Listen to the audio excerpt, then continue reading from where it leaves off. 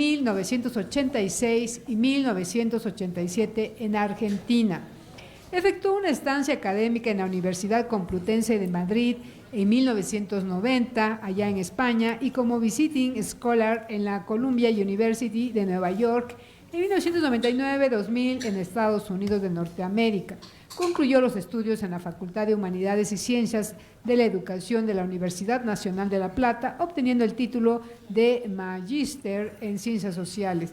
Desde 1987 es profesor titular de Derecho Administrativo en la Facultad de Ciencias Jurídicas y Sociales de la Universidad Nacional de La Plata y desde 1999 es profesor ordinario de Derecho Procesal Administrativo y Constitucional en la Escuela de Derecho de la Universidad Torcuato Di Tella. Igualmente, desde 2003 es profesor en la Maestría de Derechos Humanos en la Facultad de Ciencias Jurídicas y Sociales de la Universidad Nacional de La Plata. Él cuenta con diversas publicaciones como el amparo, régimen procesal, en coautoría con Augusto Mario Morelo, Librería Editorial Platense. Agradecería que nos pudieran comunicar el staff con… bienvenido, doctor Carlos Alberto Vallefín. ¿Sí nos escucha? Sí, muchas gracias. Buenas tardes. He leído, muchas gracias, doctor Carlos, por tener el gusto de escucharlo aquí en Ciudad de México. Deben saber ustedes que el doctor Carlos Alberto Vallefín está en Buenos Aires. Desde allá nos hará favor de hacer su exposición en este evento, en esta mesa de la democracia y justicia electoral, con la panel La justicia electoral en el siglo XXI. Ya he leído una breve semblanza de usted, de su currículum tan amplio, y ahora nos gustaría escuchar su ponencia, doctor. Muchas gracias. Bueno, buenas tardes a todos y a todas. Muchas gracias por la presentación y en especial quiero agradecer la invitación de las autoridades que organizan este Congreso Internacional y de manera singular al magistrado Froilán Muñoz, quien directamente se contactó conmigo para concretar esta participación. También, como está anunciado, voy a exponer brevemente sobre el control judicial de las cuestiones electorales en la Argentina. El orden de la exposición, sintéticamente expuesto, será el siguiente. En primer lugar, formularé algunas consideraciones o datos generales vinculados al sistema jurídico argentino. En segundo lugar, examinaré la conformación de la justicia electoral en mi país. Luego pasaré un repaso a las discusiones respecto de los alcances del control judicial sobre las cuestiones electorales e intentaré finalmente formular algunas conclusiones. Como datos generales, quisiera señalar lo siguiente. Da la casualidad que la República Argentina está en vísperas de un comicio presidencial que será el próximo día domingo. Ese comicio ha estado precedido de las actividades constitucionales, legislativas y reglamentarias que corresponden, pero también la actividad judicial ha estado presente, de manera tal que los acontecimientos recientes me van a posibilitar presentar un breve paisaje jurídico de las cuestiones electorales desde la mirada judicial. He sabido que la Argentina, en el extremo del continente, es un país extenso, pero escasamente poblado. Unas 46 millones de personas habitan la República Argentina y tiene un padrón electoral de 35 millones de personas que estarían en condiciones de votar el próximo domingo. Esto básicamente comparado con la población y el padrón electoral que existe en México, conforma apenas una tercera parte del volumen que en México estarían en estos momentos en las mismas condiciones. Argentina, como México, es un país organizado federalmente y el Poder Judicial también está organizado piramidalmente. Una Corte Suprema de Justicia de la Nación, ese es el nombre correcto aquí, no el de Suprema Corte, sino el de Corte Suprema. Tribunales colegiados intermedios que llevan el nombre de Cámaras Federales de Apelación, yo integro uno de esos cuerpos colegiados, y jueces de primera instancia, que podrían ser los llamados jueces de distrito.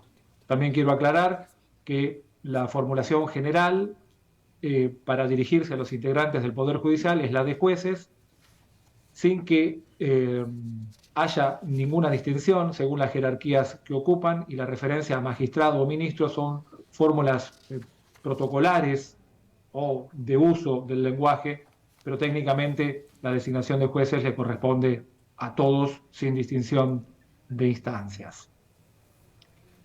Como en México, el Poder Judicial Federal convive con el Poder Judicial de los estados, en el caso de Argentina llamadas provincias, y el sistema de control de constitucionalidad de las leyes reposa en todos los jueces, sin distinción de jerarquías ni de origen. Con esto quiero referirme que en la República Argentina el control de constitucionalidad de las leyes no reposa solamente en el Poder Judicial de la Federación, sino en todos los magistrados, incluidas las legislaciones y las organizaciones locales o estaduales. O para ser todavía más específico, el monopolio que ejercen los jueces federales sobre el amparo en México es un fenómeno que nace en México, que Argentina recepta, pero no recepta desde la perspectiva de la competencia, porque aquí magistrados locales o federales, todos pueden ejercer el control de constitucionalidad y la acción de amparo. Por lo tanto, mi exposición se va a referir, podría parecer redundante, en México al amparo en el orden federal, y hago esta aclaración porque naturalmente aquí conviven amparos locales y amparos federales. Organizado así piramidalmente el Poder Judicial de la Nación, quiero hacer una mínima referencia a la estructura de la organización de la llamada justicia electoral. En la Argentina no hay una agencia especial e independiente encargada de los asuntos electorales. Se trata de una dependencia, una Dirección Nacional Electoral, que depende de un ministerio, el Ministerio del Interior, pero el corazón de la organización electoral en la Argentina está en cabeza de los jueces y de muy pocos jueces. La organización está establecida del siguiente modo. Cada uno de los estados que conforman la Federación Argentina, son 23 estados, más una ciudad que tiene un estatus singular, que también conforma un distrito electoral. De manera tal que en la Argentina, cada juez de primera instancia que tiene sede en la capital de cada uno de los estados constituye el juez electoral. Suman 24 en total y sus decisiones son revisables ante un órgano judicial común a todos ellos, que es una Cámara Nacional Electoral. Estos tribunales, tanto los de primera instancia como el de la revisión, llevan adelante todo el proceso electoral y, como les referenciaba, ahora mismo están encargados de esa tarea. Por cierto, más allá de la intervención en la organización y control de la actividad electoral, no es infrecuente que se planteen distintas clases de conflictos que también son llevadas para su resolución ante los jueces electorales, revisadas por ese órgano singular que es una Cámara Nacional Electoral, como les decía, pero que finalmente pueden llegar ante la Corte Suprema de Justicia de la Nación. Yo haré referencia a 2 o a 3 asuntos paradigmáticos resueltos por ese tribunal que nos podrán presentar un paisaje de la situación actual en la materia.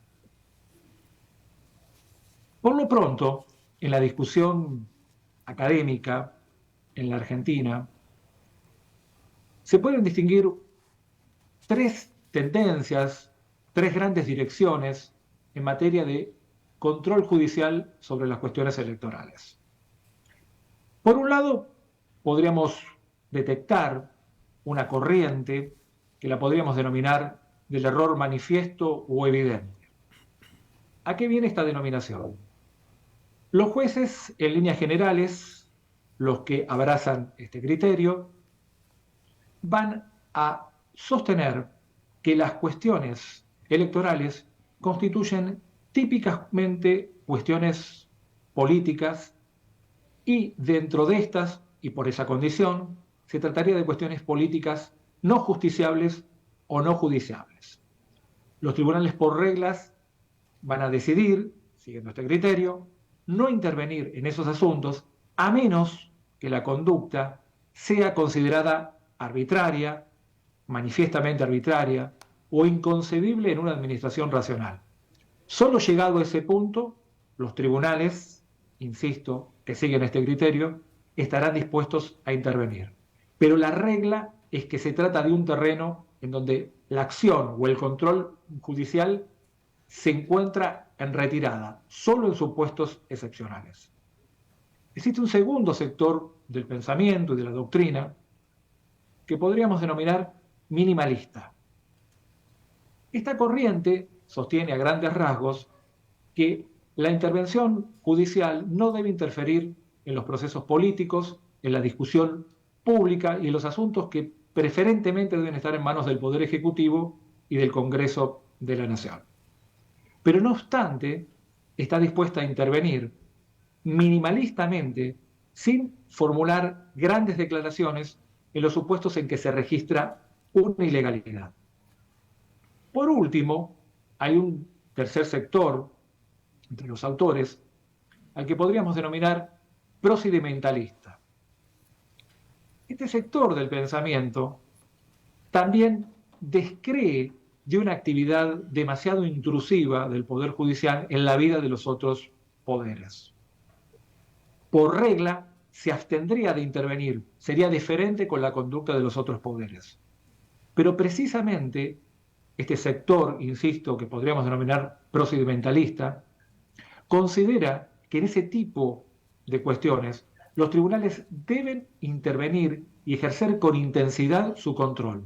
Se trata, dicen, de aplicar el control sobre las reglas del juego democrático. Y cuando se trata de estas reglas, la intervención de los jueces debe ser plena. Descriptas así, muy básicamente, muy esquemáticamente, estas tendencias en el pensamiento de los autores, me gustaría referir a casos un poco más concretos para que se pueda ver en una suerte de blanco y negro cómo funcionan estos criterios en la práctica jurisprudencial argentina. ¿Qué tipo de cuestiones suelen discutirse ante los tribunales en materia electoral? Por cierto, infinidad de asuntos, pero naturalmente no todos ellos llegan ante la Corte Suprema. Normalmente las cuestiones vinculadas con ciertas inhabilidades o incompatibilidades de los candidatos, o un tema que no deja de ser recurrente en el país por razones históricas, que son los intentos de reelecciones.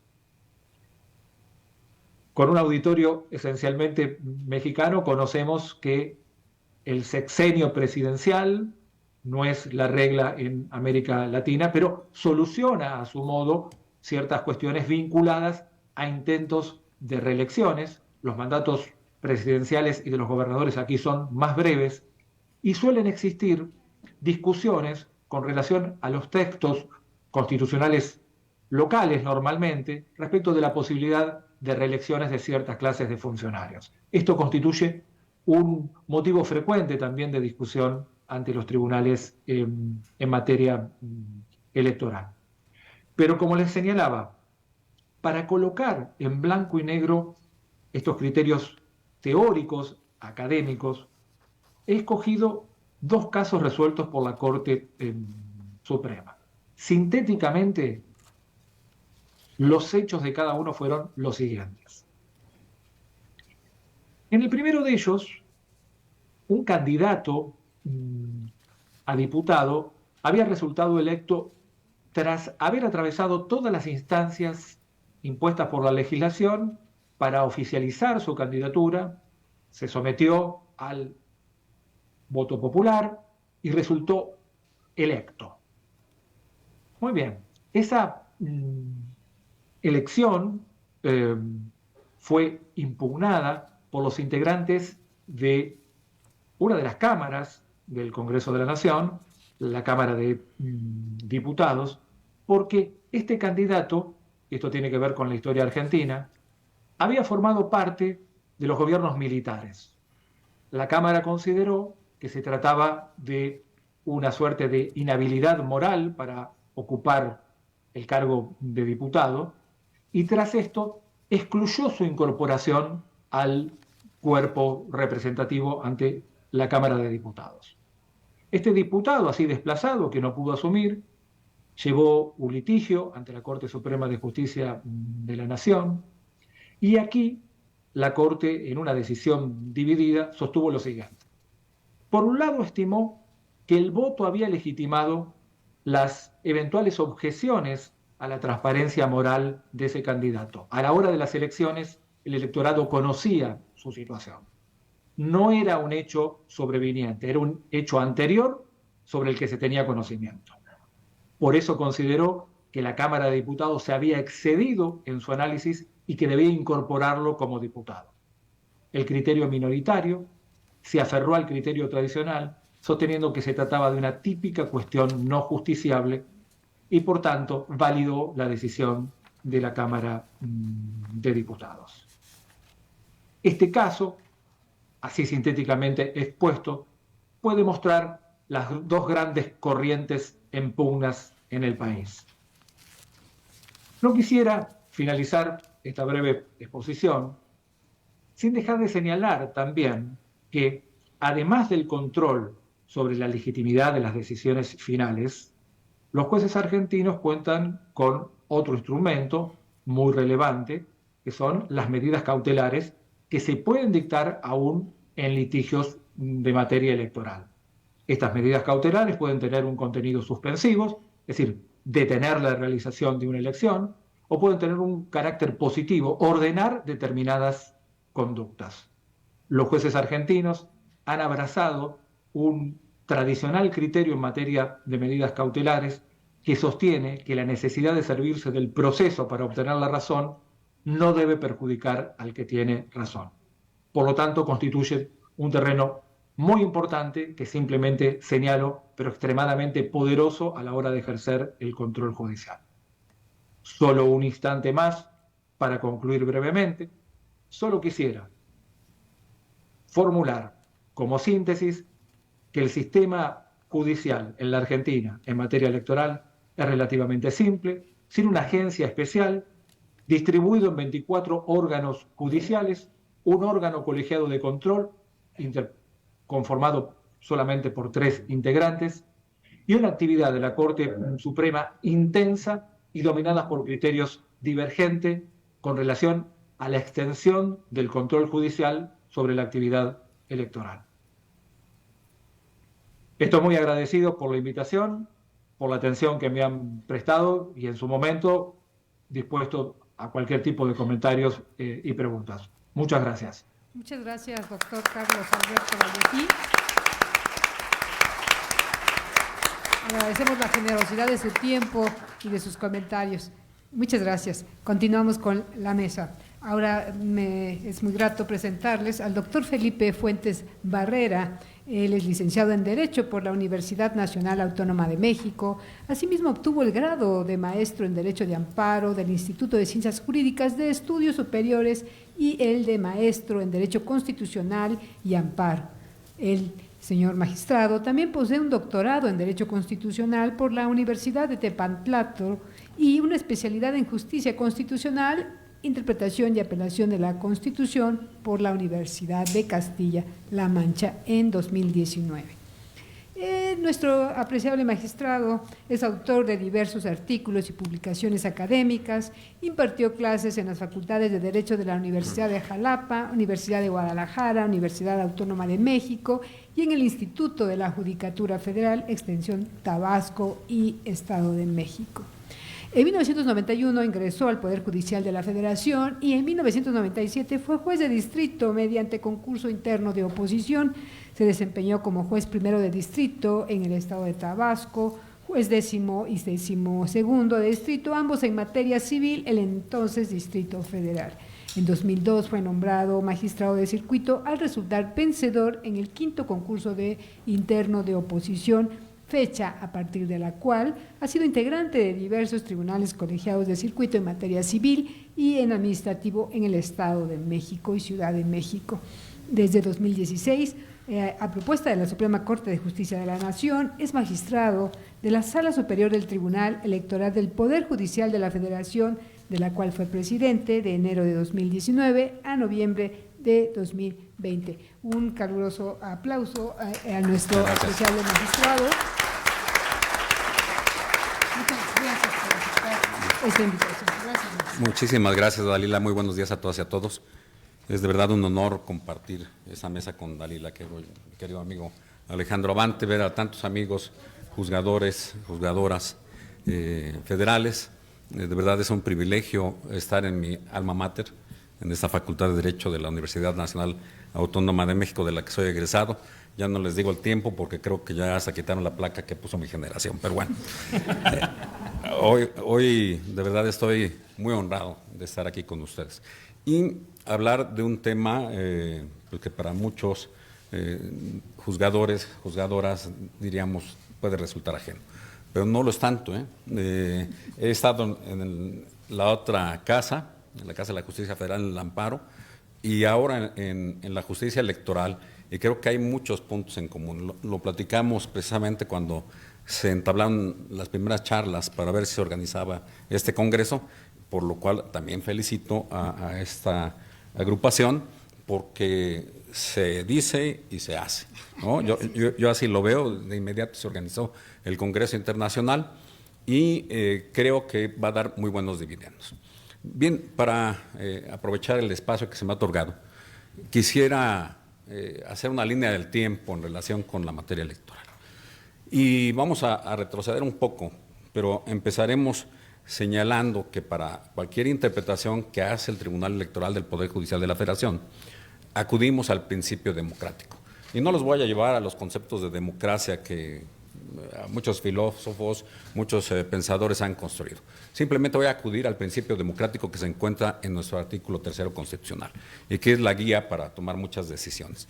Entendía la democracia no como un sistema jurídico ni político, dice la Constitución, sino como un sistema de vida que debe estar fundado en el constante mejoramiento de la persona, en los distintos aspectos.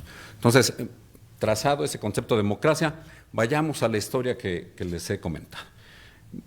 Justicia electoral. Primero, en 1946 tenemos una justicia electoral en que la autoridad era juez y era parte.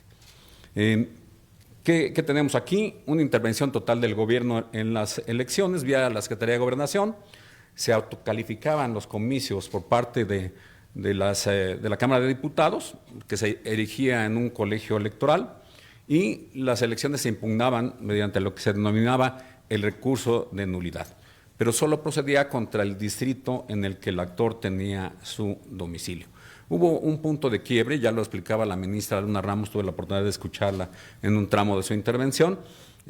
Después de cada elección hay un cambio democrático, hay un cambio constitucional, hay un cambio legislativo.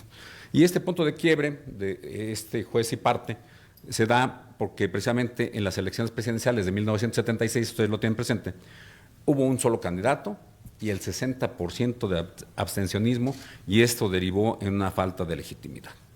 Vamos a 1977, ya hay una intervención atenuada del Poder Ejecutivo respecto a las elecciones. Aquí se crea, ustedes lo tendrán muy presente, el llamado recurso de reclamación. Ese recurso de reclamación se interponía ante la Suprema Corte de Justicia de la Nación, pero solo tenía efectos declarativos. Y por primera vez aquí, ¿qué encontramos? Que el Poder Judicial ya tiene intervención en los procesos electorales. Los colegios electorales, a pesar de esta reforma constitucional, siguen los colegios electorales conociendo de los asuntos para autocalificarse. ¿Qué punto de quiebre viene? Surgen más partidos políticos y se cuestiona la efectividad del recurso de reclamación. Vamos hacia los años 90. Viene la famosa caída del sistema de autocalificación ya, y empieza a surgir, se siembra la semilla de lo que es la justicia electoral autónoma. Se funda el entonces Tribunal de lo Contencioso Electoral, que con posterior, ustedes lo saben, se convierte en el Tribunal Federal Electoral. Estas siglas mucha gente todavía las identifica y nos sigue llamando TRIFE al Tribunal Electoral del Poder Judicial de la Federación, que es un nombre bastante largo. El TRICOEL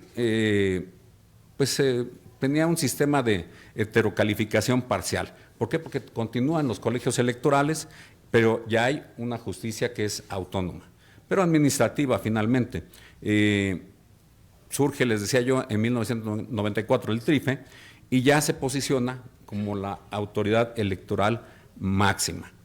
Viene un segundo momento, en 1996, que yo consideraría muy importante, que es precisamente la creación del Tribunal Electoral del Poder Judicial de la Federación y su inclusión al Poder Judicial de la Federación como un órgano especializado en materia electoral.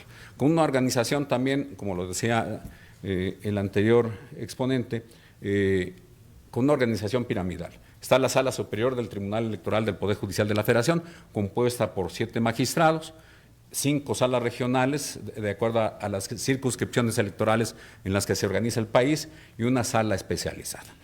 Esta sala especializada tiene un punto de contacto con lo que nos decía el señor juez argentino.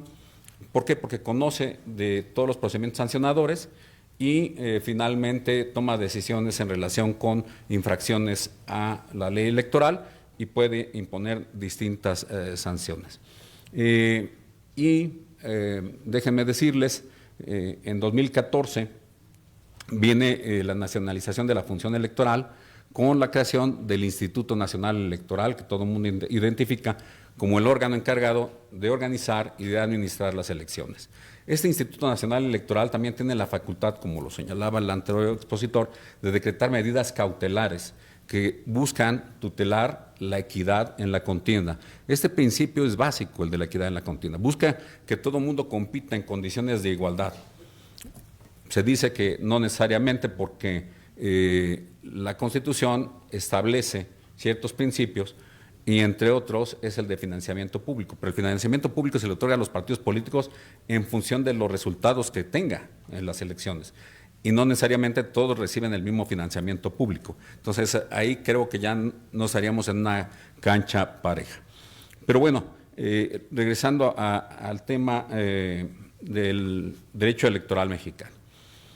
Se crea este tribunal especializado en materia electoral, se incorpora al Poder Judicial de la Federación y tiene que observar ciertas reglas específicas.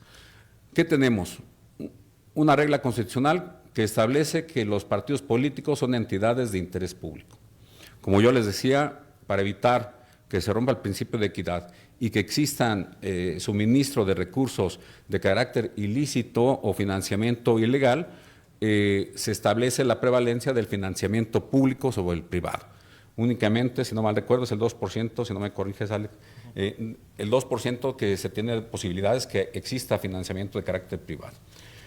Por otra parte, tenemos otros principios, como son los relativos a que el voto debe ser libre, debe ser directo, debe ser secreto, y la prohibición, entre otras cosas, de la participación de sindicatos, de asociaciones gremiales, para que se eviten prácticas de clientelismo, que se lleve a la gente de estos gremios a votar en favor de determinada persona. También se trata de evitar intervenciones corporativas a través de sindicatos, formaciones de partidos políticos en donde tengan que ver esos gremios. La necesidad se ha instalado en la Constitución, la necesidad de que los actores políticos no influyan en los procesos electorales. Tiene una prohibición expresa en la Constitución, en el artículo 134 constitucional, de que no se puede participar por parte de un servidor público en los procesos electorales. Creo yo que tenemos que repensar esta situación y reflexionar sobre los criterios que ha establecido la Sala Superior en torno a la intervención de funcionarios públicos. Finalmente, los políticos son políticos y tienen que hacer política. El ponerles una mordaza creo que no ha dado ya resultados y creo que viene un punto de quiebre. Como yo les decía siempre, al final de un proceso democrático o electivo viene una modificación constitucional o legal. Y creo que en este momento lo que se está debatiendo es la posibilidad de un cambio constitucional. Todo el mundo criticaba al Tribunal Electoral del Poder Judicial de la Federación porque decía, bueno, ¿cómo estás permitiendo actos anticipados de precampaña y campaña respecto a los partidos políticos? Se adelantaron 2 partidos políticos, un partido político y una coalición. Se adelantaron en los tiempos, le denominaron de otra manera, defensores de este movimiento, garantes de este otro movimiento. El Tribunal Electoral del Poder Judicial de la Federación, ante esta situación, ante esta realidad evidente, ¿qué es lo que tenía que hacer? Reconocer la realidad precisamente y a través de un fallo, pues dotarle de legitimidad y dotar de reglas, ojo, a este proceso que fue inédito.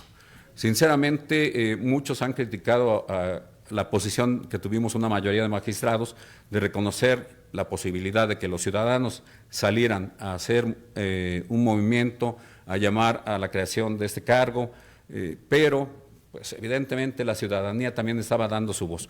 Nosotros creímos que lo más conveniente era ordenarle al Instituto Nacional Electoral que ante lo inédito del proceso se establecieran ciertas reglas y ciertos principios que tenían que obedecerse. A todo el mundo no escapaba que había espectaculares por todos lados. En la Ciudad de México iban sobre el periférico y veías espectaculares de todos lados. Eso lo reglamentamos, evitamos que surgieran además temas de recursos ilícitos. Le ordenamos al INE que vigilara el suministro para esas, llamémosle, manifestaciones de los partidos políticos. Dijimos que era un proselitismo de carácter político hacia el interior de los partidos, que no eran actos anticipados de pre-campaña y campaña. Sin embargo, pues estamos viviendo una realidad diferente. Este punto de quiebre seguramente llegará. Estamos viviendo tiempos difíciles. Yo creo que el juez que se necesita actualmente es un juez con fortaleza, un juez que defienda los principios constitucionales, que defienda los derechos humanos, y eso es lo que está haciendo el Tribunal Electoral del Poder Judicial de la Federación. La guía, les decía yo, es el principio democrático, pero también el tema de la igualdad. La igualdad, no solo una igualdad de nombre, sino una igualdad sustantiva o material. Hemos procurado como una corriente de pensamiento, como una doctrina judicial, llevar a las minorías a las cámaras. Si hemos ordenado que se implementen ciertas medidas para que esto así suceda. Han llegado a la Cámara de Diputados indígenas, por lo menos en 21 distritos que establecimos que fuera obligatoriamente para los partidos mandar un candidato indígena. Ha llegado gente de la diversidad sexual, ha llegado afrodescendientes a las cámaras, y esa política creo que seguirá para esta elección que ahora en 2024 se avecina. Este criterio creo que ha permitido que las minorías lleven su voz a las cámaras, y ahora pues está en litigio un asunto de cómo debe integrarse, cómo deben los partidos integrar sus candidaturas. Pronto se resolverá. Creo que también la injerencia del Tribunal Electoral sobre los procesos electorales busca siempre ser la de mínima intervención. Pero cuando intervenimos, sí tomamos decisiones fundamentales que, insisto, busquen hacer cumplir los principios y los valores que tutela la Constitución en materia electoral. Dalila Bobín. Sí. En ese sentido es que, decía yo, mucho se parece lo que hacemos nosotros con lo que se hace en el amparo. Tenemos un juicio de la ciudadanía en donde pueden acudir militantes de los partidos políticos para hacer valer sus derechos. Es muy parecido y se tramita de manera muy similar al juicio de amparo, solo que aquí resolvemos muy rápido. No me dejará mentir mi querido Arquímedes, que fue mi instructor. En muy pocos días resolvemos los recursos que van llegando, o los medios de impugnación que van llegando al Tribunal Electoral. Ha habido días, no les miento, en donde llega en la noche un recurso de reconsideración, al día siguiente se lista y se resuelve una sesión extraordinaria. dada cuenta de que si hay toma de posesión y la elección está cuestionada, se puede consumar el acto. Entonces, tenemos que resolver de manera súper apremiante. Quienes son secretarios de Tribunal Electoral no me dejarán mentir, pero así sucede, a veces no se duerme, ¿verdad, mi querido Alex? Bien, pues con esa responsabilidad, ¿qué es lo que ha hecho además el Tribunal Electoral del Poder Judicial de la Federación? Ha creado medios digitales para hacer accesible la jurisdicción. Ustedes también tienen un contacto permanente con su sistema, ¿no? El sistema integral, todavía sí se sigue llamando CICE. En el Tribunal Electoral tenemos un sistema parecido, tenemos el manejo del expediente electrónico, todo la Big Data, que creo que fortalece mucho al juzgador, y precisamente el juicio en línea. En materia de amparo tengo entendido que ya está funcionando plenamente. Nosotros también ofrecemos esa posibilidad en cualquier instancia y considerando que está consagrado en el texto constitucional el derecho humano a las tecnologías de la información y la comunicación y a Internet. Entonces, hacia allá se ha avanzado. El juez electoral de estos tiempos busca ser innovador y de esa manera hemos procurado también ser observadores de qué es lo que pasa con la prohibición constitucional de que no se puede contratar directamente para partidos políticos o por actores políticos la difusión de sus mensajes, de su propaganda a través de televisión y radio. Sin embargo, pues ya esto quedó rebasado y tenemos la elección de Nuevo León en donde el gobernador ganó por lo que hizo en redes sociales, sinceramente, y eso no está reglamentado. Eso lo tiene que observar el juzgador. ¿Qué vamos a hacer para evitar que se rompa la equidad en la contienda? Y lo que hace unos momentos comentábamos, puede haber campaña negra en redes. ¿Cómo se detiene esa campaña negra en redes? ¿Cómo debemos nosotros dictar medidas? ¿Debemos ser intervencionistas o no? ¿Debemos dejar libertad o no? Creo que se puede hacer mucho daño también con propaganda falsa, difusión de mensajes falsos que puedan reprocharle a algún candidato cierta situación y que esto provoque un demérito en su persona. Y en ese sentido, que no se rompa con la equidad en la contienda. Pero vean qué papel tan difícil, porque las redes son universales. Hemos nosotros ordenado que se bajen determinados mensajes de las redes, pero directamente a los actores políticos. Pero ¿cómo vigilas o cómo monitoreas aquellos mensajes que tienen esta connotación negra o de falsedad y que se difunden y salen al universo de las redes? Es muy complicado. Ese problema es el que tenemos en estos procesos electorales. ¿Qué otro problema avisoro? El problema de la delincuencia organizada. Hemos tenido ya la experiencia de Michoacán, de Tamaulipas, en donde sí hubo indicios acerca de la intervención de la delincuencia organizada en elecciones. Pero, desafortunadamente, pues, para decretar una nulidad de una elección, pues se requiere también el tema de determinancia. Es decir, no solo debe existir el hecho, que también no fue probado plenamente, sino que ese hecho trascienda hacia el resultado de la elección. Y una determinancia cualitativa o cuantitativa. Eso también tenemos que observar. Otra cosa, el financiamiento. Hay temas de financiamiento ilícito y cómo vigilarlo, cómo regularlo. El Instituto Nacional Electoral, ojo, con apoyo en la Constitución, tiene la facultad de estar fiscalizando los recursos que se le otorgan a los partidos políticos y cómo se determina su origen, su administración y su destino. Pero evidentemente, lo que vigila el INE es lo que le reportan los partidos políticos, pero hay mucho dinero debajo de la mesa que tenemos que vigilar y el INE lo tiene que hacer en un primer momento. Creo que esos son los retos de esta elección y que espero México salga adelante con una vida democrática plena, con una vida que le dé a la gente un mejor sistema de vida fundado en el constante mejoramiento. Sería cuanto. Gracias. Muchas gracias.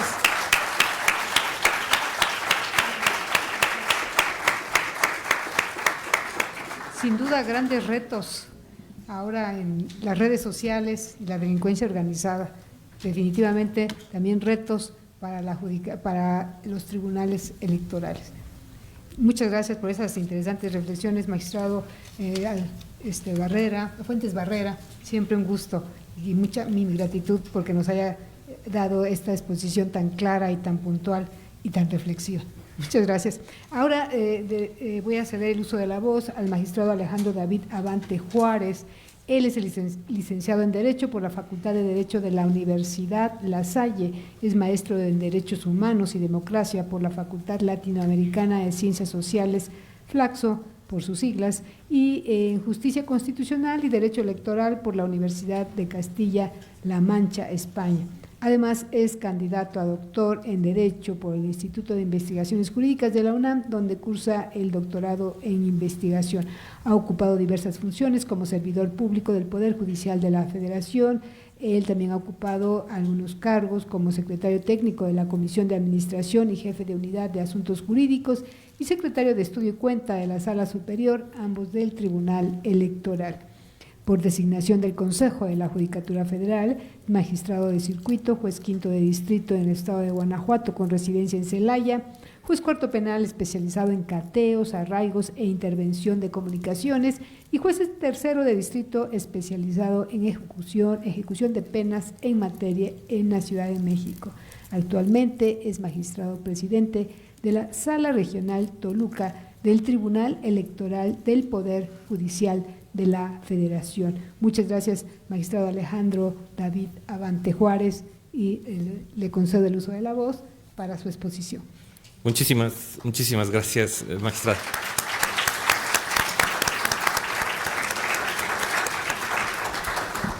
Pues esa también ya es mi casa porque afortunadamente ya me dio el aval el Instituto de Investigaciones Jurídicas y pues ya también soy afortunadamente egresado de esta honorable universidad.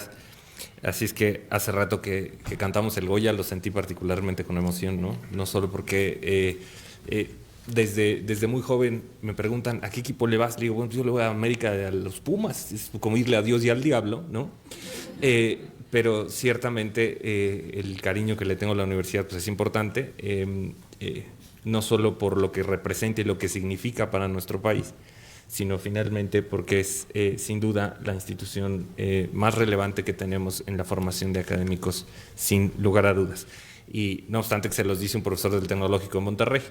Entonces, la verdad es que me siento muy agradecido de la invitación. Muchísimas gracias, Froilán, por haberme invitado. La verdad, te lo aprecio muchísimo. Me siento muy contento de poder compartir la mesa con la magistrada Dalila Quero, por supuesto, a quien también le agradezco su anfitrionía y la invitación. Y, por supuesto, con mi amigo don Felipe Fuentes Barrera, quien nos ha hermanado desde hace mucho tiempo la vocación de impartir justicia. Veo también muchas caras conocidas aquí en el público, por supuesto, también a mi gran amigo Arquímedes Loranca, con quien tengo la fortuna de haber compartido la función jurisdiccional desde que yo era casi estudiante, y hemos ido llevando apenas hace como 20 días, mi querido Arquímedes, hemos ido caminando sobre el sendero, ¿no? Y hoy quizá vengo a hablar de un tema que me resulta por demás atractivo, porque por azares del destino siempre en la función jurisdiccional me ha tocado enfrentarme constantemente a retos. Cuando a mí me designaron, yo fui designado juez de distrito y tomé posesión de mi encargo el 15 de junio de 2011, imagínense, ¿no? 4 días después de haber entrado en vigor la reforma. Llegué yo bien emocionado a Celaya, ¿no? A decirle a mis compañeros, oigan, tenemos una reforma. Y me veían con cara así de, ¿y qué, no? Algunos recuerdo perfectamente, no voy a decir nombres, por supuesto, pero alguno de los magistrados de antaño me decía, no, juez, eso ya está, esto es cosmético, ya, eso estaba en las garantías individuales, eso ya, es un tema de discurso. Yo decía, vemos. No he tenido oportunidad de volver a platicar con el señor magistrado, pero ciertamente ahora de pensar totalmente distinto, ¿no? Después de ahí me adscribieron a cateos, arraigos e intervención de comunicaciones, cuando el arraigo era el tema casi te ofrecían un exorcismo antes de designarte como juez de cateos o arraigos, ¿no? Porque pues todos te veían como el juez inconstitucional, ¿no? O sea, pero en particular lo que fue interesante de esa temática fue la intervención de comunicaciones, porque precisamente entrábamos con las gestiones con BlackBerry, entrábamos con las gestiones incluso ya en un momento final de mi desempeño con WhatsApp, para poder intervenir, cómo se intervenían los teléfonos, qué tecnologías utilizaban los tracas de de la delincuencia organizada para efecto de evitar que se rastrearan los teléfonos, porque sí se podía rastrear, por ejemplo, tecnología más moderna, pero por ejemplo, la delincuencia organizada empezó a utilizar aparatos analógicos porque esos no podían rastrearse, ¿no? Porque los diseños de intervención de comunicaciones estaban para comunicación digital, no para comunicación analógica. Entonces, pues nos tuvimos que meter a estudiar ahí muchísimo. Y en cuanto a los cateos, bueno, pues tuvimos que entrar a analizar todo lo que fue las reglas de evidencia en Estados Unidos, que pues nos avanzaban muchísimo en este tema. Y pues tuvimos afortunadamente tuve grandes compañeros en esa función, ¿no? Cuando llegué al juzgado de ejecución de penas, pues ciertamente ese juzgado, les digo siempre que me asustaba mucho porque yo fui juez quinto de amparo, ¿no? Juez cuarto de cateos arraigos, juez tercero de ejecución, y ya no quise llegar a que me tocaba en el juzgado segundo. Competí ya para ser magistrado y llegué a la sala regional también un poquito tiempo después. Y recuerdo que en 2017, recién prácticamente designado, ¿no? Tuvimos un congreso allá en Cancún. Y les planteaba yo 3 temas que me parecían bien importantes, que yo veía como retos de la justicia electoral, ¿no? El primero era el relacionado con las redes sociales, ¿no? Yo les decía, bueno, es que ya la publicidad se está encaminando hacia el tema de las redes sociales, ya hay influencers, ¿no? Y recuerdo que una de las frases de aquella conferencia de 2017 era ¿cuánto vale un tuit de Yuya?, ¿no? O ¿cuánto vale una colaboración de The Gref?, ¿no? Y ciertamente en aquel momento pues decían, es algo como que ahí viene, ¿no? Pues ya no solo viene, ya nos alcanzó, como dijo el magistrado Fuentes, ya tuvimos la elección de Nuevo León, tuvimos la elección en Michoacán, 2 elecciones que estuvieron también con el tema de presencia de influencers en redes sociales, incluso pretensiones de nulidad. Mi compañero Juan Carlos Silva Daya votó en contra de una determinación porque consideraba que debía anularse una elección por presencia de influencers, en fin. El segundo era el tema de las criptomonedas, y en aquel momento lo planteaba yo y les decía, es que ya hay activos digitales que se están utilizando por blockchain, en fin, etcétera, y también me venían con cara de bicho raro y decían, bueno, pues este magistrado en algún momento ha visto demasiadas series de ciencia ficción, ¿no? Y también planteaba yo el tema de la inteligencia artificial y el tema de que Erdogan había usado hologramas para hacer actos de campaña y todo. En fin, por azares del destino siempre hemos estado en diversos retos, y ahora estamos enfrentando, yo creo que el reto más importante, no solo del Poder Judicial, por las razones que todos conocemos, sino también del ámbito de las elecciones. Y hay que hacer algo hay que dejar algo bien claro. Las elecciones sí están en riesgo, sí está en riesgo la democracia. Es muy importante, si no han tenido oportunidad de leer el libro de Cómo mueren las democracias, revísenlo. Nos da un diagnóstico muy claro, pero también estamos enfermos de algo, y esta democracia tiene una enfermedad que no es terminal, es un padecimiento crónico, pero no es terminal, y es el tema de la apatía. La indiferencia de las elecciones es increíble. ¿Y saben por qué? Porque no somos interesantes. A ver, los esquemas de publicidad, los esquemas están encaminados a que la gente acceda a experiencias que le son interesantes. La experiencia de votar es interesante para el joven que cumple 18 años y saca su credencial y la usa por primera vez. De ahí en fuera, pues es interesante usar la credencial para entrar al antro, para cobrar un cheque, pero no para ir a votar. Y es que no somos interesantes, seguimos votando como en 1930. Que hacíamos igual que en 1930, se sigue haciendo ahora. Ciertamente no somos atractivos. Entonces el primer tema, creo que el primer reto de las elecciones es conectar con las nuevas formas de comunicación. Eso es indispensable. Y no se trata de hacer TikToks, no se trata de hacerte el chistoso en Instagram, no se trata, incluso hay muchas cosas que podemos estar en acuerdo o en desacuerdo, incluso de políticas institucionales, de repente de hacerte el chistoso en Instagram o sacar cosas en TikTok. No se trata de eso, se trata de comunicar, y hay que comunicar con la seriedad de una autoridad electoral, y lo que implica es conectar, no necesariamente hacerte el chistoso o hacerte el payaso. Hay que conectar con la gente, y eso creo que es algo que nos falta porque no somos interesantes. El segundo tema que me parece que es muy relevante y que ya tocaba mi amigo Felipe Fuentes es el tema de la obsolescencia del modelo de comunicación política. Ya no es interesante el modelo de comunicación política. ¿Y por qué no es interesante el modelo de comunicación política? Porque a los partidos políticos les estamos regalando el tiempo de radio y televisión. Es decir, a los partidos políticos no les cuesta el tiempo de radio y televisión. Y si a ti no te cuesta algo, o sea, no abrirías la llave para que se caliente si fuera gasolina, ¿verdad? O sea, no abrirías la llave si tuvieras que pagar una cuenta de gasolina, ¿no? Que estuviera ahí cayendo el agua 10 minutos en lo que se calienta, ¿no?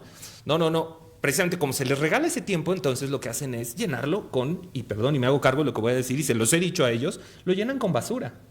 Y la realidad es que tenemos 5 promocionales con la única diferencia es publicidad dirigida, ¿no? Publicidad dirigida a los militantes, y es el mismo spot, y lo vimos 4 veces seguidas. Eso no es razonable. Entonces, ¿cómo creo que el modelo de comunicación política se va a solucionar? Cuando les cobremos el tiempo que usan para spots. O sea, si quieres usar spots, te va a costar. Quieres usar programas, quieres hacer difusión de plataforma, ese no te cuesta. Entonces tú decides, si quieres poner spots, eso sí te los vamos a cobrar, ¿no? ¿Quieres no hacer uso de spots? Pues eso no tienes problema, mantenemos la misma regla. Entonces creo que eso nos pudiera resolucionar el tema del modelo de comunicación política. Y nos transmutamos a las redes sociales. ¿Pero cuál es el tema de las redes sociales?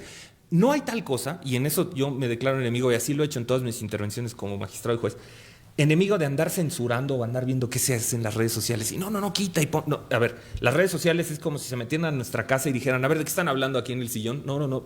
Como aquel, ¿se acuerdan del superportero? El personaje de Eugenio Derbez que sale y córtale. No, las redes sociales no están diseñadas ni siquiera para eso. Entonces, creo que tenemos que pensar en un mecanismo distinto para efecto de sí dar seguimiento a lo que pudieran ser las noticias falsas o agresiones, violencia política por razón de género en redes sociales. Claro que sí, por supuesto, pero en un tema de eminente preeminencia de la libertad.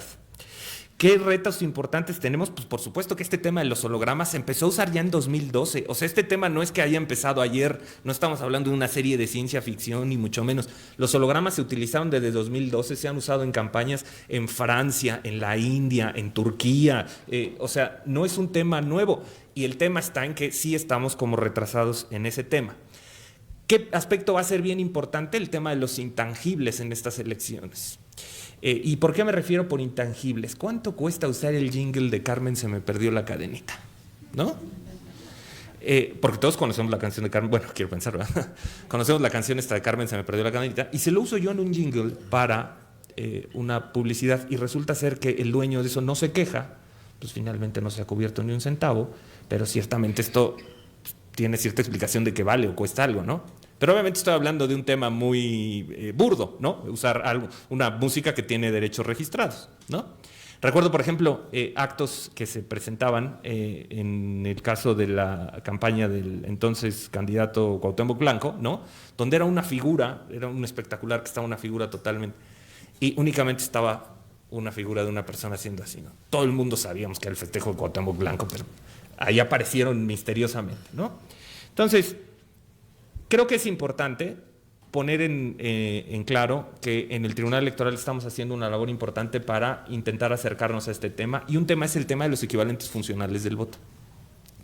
Estos criterios vinculados a decir que hay cosas que parecen campaña, suenan como campaña, pero por el tiempo pudiera no ser campaña, el tribunal cada vez ha ido caminando más hacia un decir, no, si hace como pato, se mueve como pato, y grazna como pato, es pato. Entonces, esta es la doctrina de los equivalentes funcionales. Y es que cuántas revistas de 2 ejemplares no tenemos, ¿no? Con unos espectaculares monumentales en la México Querétaro, ¿no? Y revista Trinity, ¿no? Con una foto, 3/4 partes la cara de nuestro amigo así, ¿no? En posición o así, ¿no?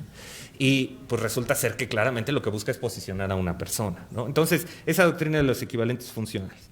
Ahora, también hay que llamar la atención a que Emmanuel Macron, y ya me acerco al final de la exposición porque ya se me puso la pantalla roja allá atrás y me da toque, resulta ser que Emmanuel Macron ya utilizó un servidor de Minecraft, ¿no?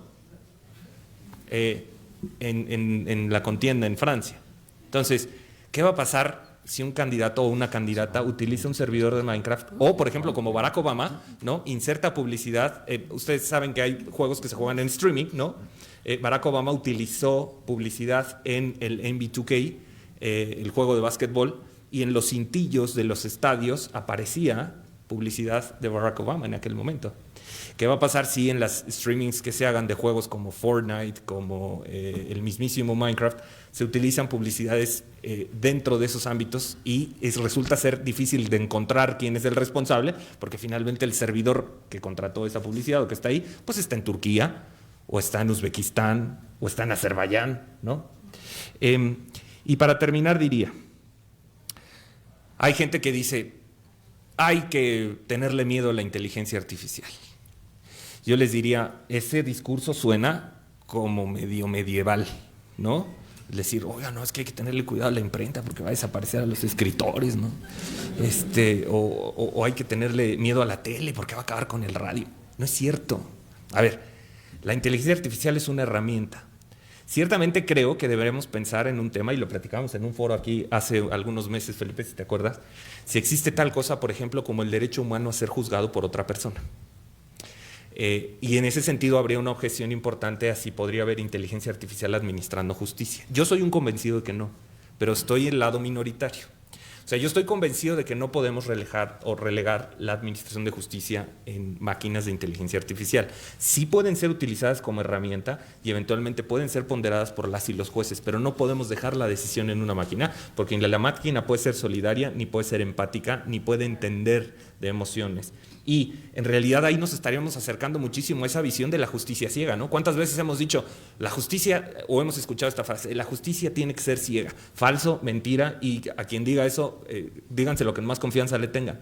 Ese tema de la justicia ciega quedó en el siglo pasado. Ahora la justicia debe tener perspectiva. Las máquinas no tienen perspectiva. Y las y los jueces debemos juzgar con perspectiva de grupos desfavorecidos, con perspectiva de género, debemos juzgar con todas las perspectivas para efecto de apreciar bien el caso. Entonces, creo que tenemos muchos retos. Lo que sí quiero que se queden tranquilas y tranquilos es que en el tribunal hacemos todos los días, tenemos una capacitación constante para irnos innovando, para irnos metiendo en este tema. Somos sus jueces y juezas que nos dedicamos mucho tiempo a estudiar, además de hacer nuestros asuntos. Ciertamente hacemos asuntos en términos de horas, ¿no? El tribunal tiene muchas veces que resolver asuntos de fondo. Hemos tenido asuntos de 4 o 5 horas en fondos, ¿no? Porque ciertamente los de medidas cautelares o toman determinaciones cautelares en esos tiempos, pero el tribunal electoral finalmente los toma en horas, determinaciones de fondo, cuando hay temas de recuentos, en fin, credenciales para votar, toda esta cuestión. Entonces, estudiamos mucho, nos preparamos mucho y estamos listos para la elección de 2024, que se van a presentar retos. Sí, los políticos tienen una imaginación tremenda. Las y los políticos, de veras, cada proceso electoral decimos, no, este es el proceso, y suena cliché, es el proceso más grande que ha enfrentado México y el que más retos tuvo. Y llega la siguiente elección y decimos, no puede ser que se les haya ocurrido esto. O sea, no, ¿de dónde? ¿No? Entonces, cada proceso tiene sus retos distintos. Creo que para eso estamos también las autoridades, para dar certeza. Y ciertamente ahorita creo que lo más importante es transmitir una cosa. No somos personas que lleguemos a nuestros escritorios, nos sentemos y veamos, a ver, ahora qué dice este caso, ¿no? Y en ese momento nos pongamos a estudiar. No, vamos preparando con mucho tiempo todas estas cuestiones, como pueden imaginárselo. Todo este tema es producto de diálogos que desde que Felipe era presidente ha tenido una cercanía muy importante con las salas regionales y tenemos diálogos con los magistrados de la sala superior de manera regular, donde planteamos ciertas temáticas importantes y estamos preparándonos para la elección. Estamos listos, estamos preparados, y cualquier reto que venga estoy seguro que el tribunal lo va a resolver de manera muy afortunada. Muchísimas gracias y muy buenas tardes. Bien.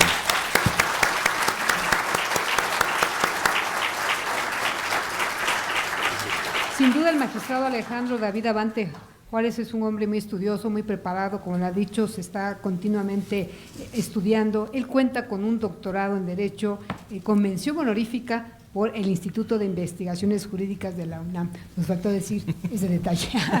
Pues nuestro reconocimiento a ambos. Verdaderamente nos quedamos con muchas ganas de seguirlos escuchando, porque todo lo que nos comentan es muy, muy novedoso. Seguramente también estos retos nos estarán llegando ya en la justicia ordinaria. Muchas gracias y nos permitimos… el magistrado Froilán quiere hacer uso de la voz, con gusto. Solamente para agradecer, y recordaba una expresión del doctor Germán Darío Lara Acuña, que está aquí con nosotros, nuestro hermano colombiano. En alguna conferencia dijo, hoy debemos cambiar de idea, ya no podemos pensar en la democracia de la política, hoy también debemos pensar en la democracia de los jueces, la judicialización de esa democracia, porque estamos para decir lo correcto. Y en México hay una garantía. Ejemplo de ello son los ponentes del día de hoy, de principio a fin.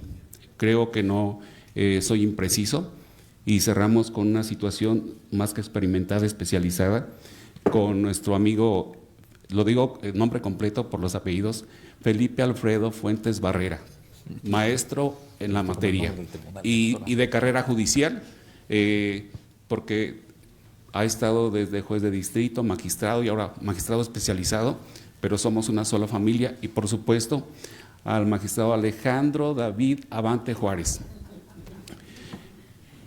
Dijo el magistrado Felipe Mata, hoy debemos confiar porque los jueces son fuertes, están fortalecidos y son valientes. En el Tribunal Electoral del Poder Judicial de la Federación está depositada la confianza de los mexicanos para su futuro político y democrático. Solamente quiero hacer una precisión.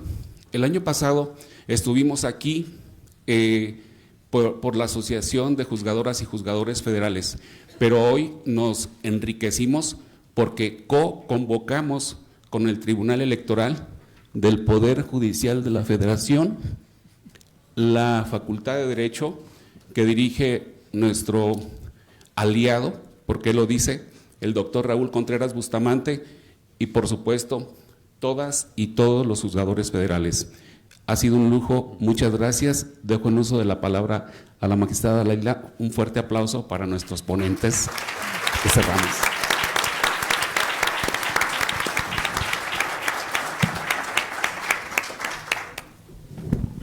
Pues agradecerles a nuestros apreciables ponentes y me permito entregarle un reconocimiento al magistrado Felipe Alfredo Fuentes Barrera, quien es verdaderamente un ejemplo a seguir con esta carrera y trayectoria impecable que lleva. Tengo el gusto de conocerlo desde que era juez en la ciudad de Villahermosa, Tabasco, con una excelente reputación, un gran jurista. Muchas gracias, magistrado.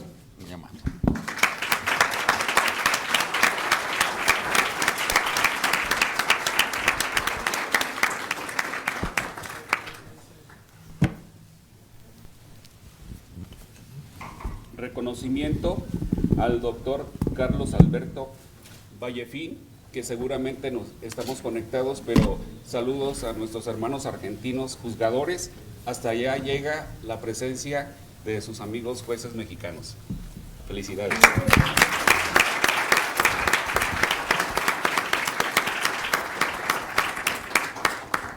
Y también nuestro reconocimiento al magistrado Alejandro David Abante Juárez, que ya también lo vamos a volver a invitar para que nos comente todas estas novedades, todos estos temas tan interesantes. Muchas gracias.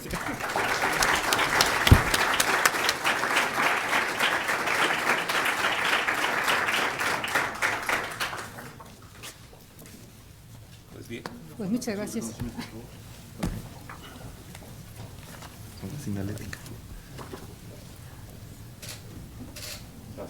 Gracias. ¿Por qué no nos tomamos una foto todos y véngase para acá y no la toman de allá para acá? Pero falta otro panel, ¿no?